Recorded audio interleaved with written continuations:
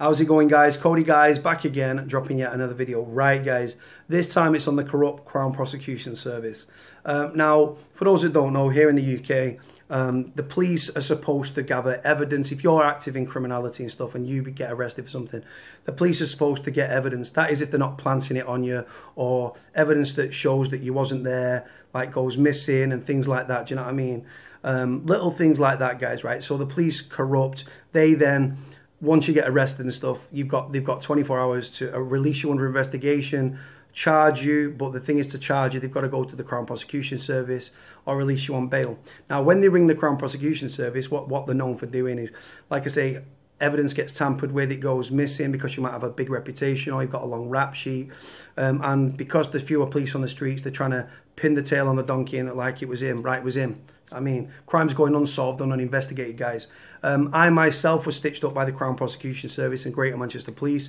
A few years ago, some former friends turned police informers, who I shan't name because they're scumbags and they're not worth me naming, were under police protection, guys. And what they did, they alleged that on this cold December night, that there was 4 calls made to them. 3 of them was recorded because they had dictaphones, call recording apps, and a camera outside the house. 3 of the calls were reported not to be made by me. The 4th one was reportedly made by me. Now, there was no call recording, guys. Because do you know why there was no call recorded? Because it didn't happen. I was actually at home having pizza. Right now, the phone box where the call was allegedly made from was forensically and DNA examined.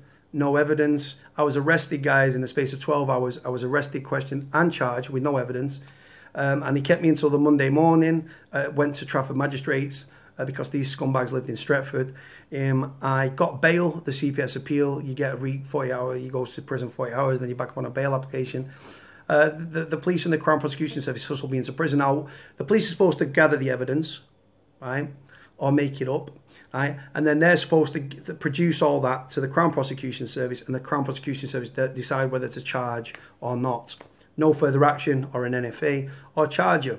Now, like I say, with fewer police on the streets, guys, what they're doing is they'll just pin it on anyone. They'll charge anyone and just hope it sticks.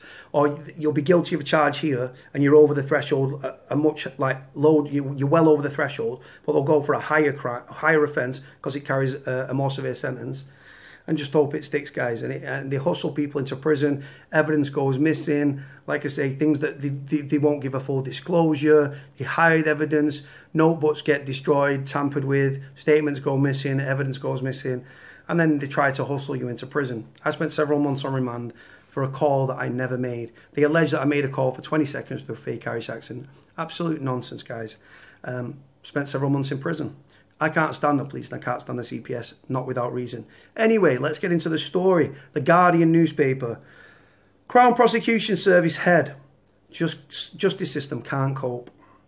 Alison Saunders warns that the police and the CPS are too under-resourced to tackle crimes efficiently. Britain's criminal justice system is creaking and unable to cope with the huge amounts of data being generated by technology, the head of the Crown Prosecution Service has warned in her final interview before stepping down. Speaking exclusively to The Observer, Alison Saunders said the CPS and police were failing to investigate thousands of cases effectively and efficiently, from rape to fraud to modern slavery, and were critically short of the skills and resources required to combat crime. Criminals' paradise, guys. Plays into the criminals' hands, this.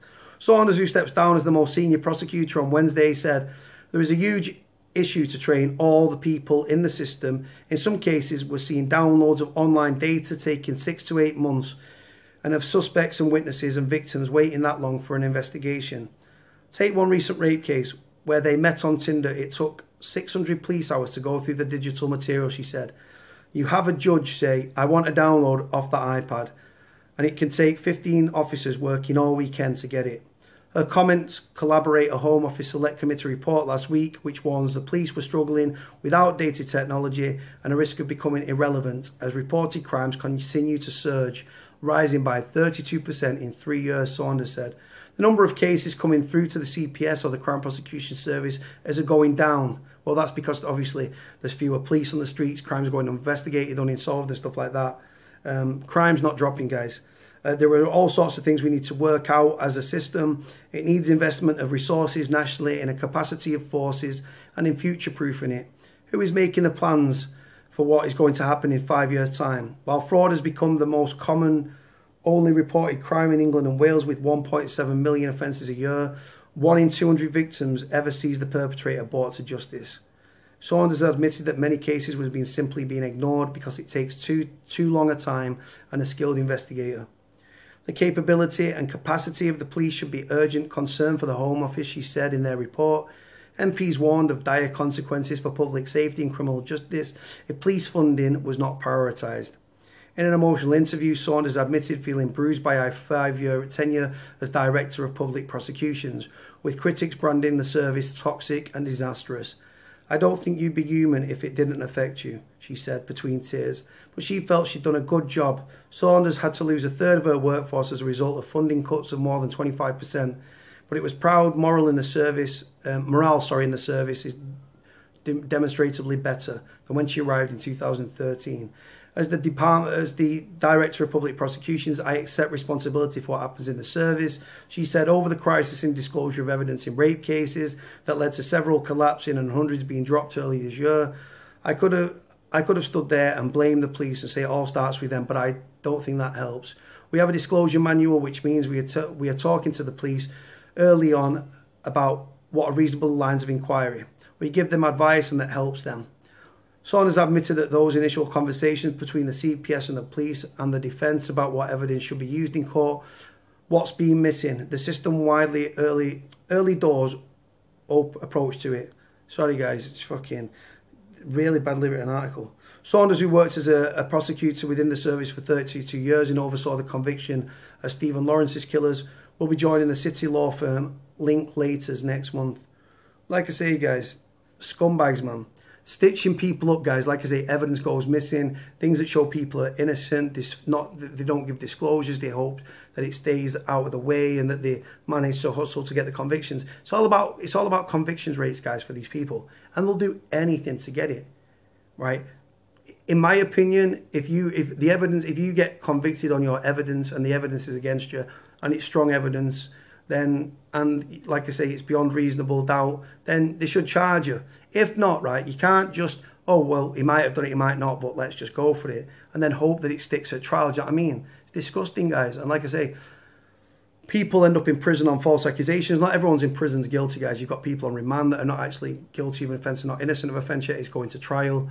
You get miscarriages of justice and stuff like that. So like I say, there's many different reasons, but how many people have ended up in prison because of police stitch-ups and the Crown Prosecution Service in the cahoots? Like, yep, come on, we'll do it. Loads. And it's probably cost prisoners their lives whilst in prison. You know what I mean? It's disgusting.